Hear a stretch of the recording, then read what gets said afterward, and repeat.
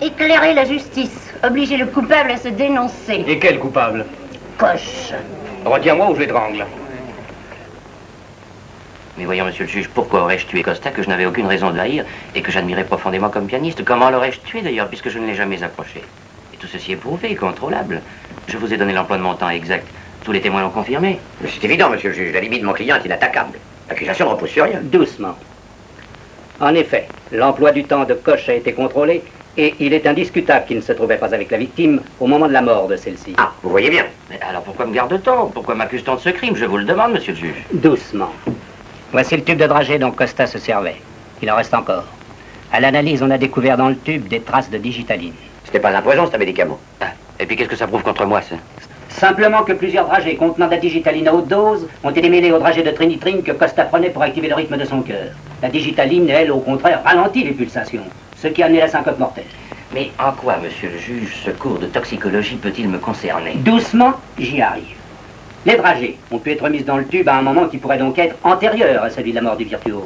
Ainsi, vous auriez pu le glisser quand vous êtes allé le voir dans sa loge. Bah, et puisque je vous répète que je ne le connais pas, ben ça alors, je ne le connais pas, je ne l'ai jamais vu, là. Doucement. Faites entrer le premier témoin.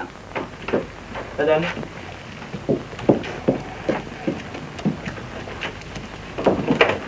Ah, Corinne. Asseyez-vous, je vous prie. Mademoiselle Corinne Valpêtre, vous nous avez dit que Monsieur Coche avait, le soir du concert, passé un moment avec Costa. Parfaitement, monsieur le juge. Mais c'est faux. À l'entracte, je voulais aller faire signer mon programme par le maître, et monsieur Coche s'est offert avec insistance pour y aller à ma place, refusant avec force que je l'accompagne. Est-ce vrai? C'est exact, oui. Il faut vous dire, monsieur le juge, que mademoiselle Valpêtre nous faisait un peu remarquer par ses réflexions et sa toilette. Oh, calomnie, monsieur le juge. Oh, bah d'abord, je sais me tenir en société. Et puis, bah, quant à ma robe, écoutez, je vous la montrerai, monsieur le juge. C'est un modèle de sobriété. Elle est en dentelle noire, avec juste un petit minou rose autour Oui, du revenons cou. au fait. Parce que ça... Oui. Et ben alors, il est revenu, en rapportant le programme signé par Costa.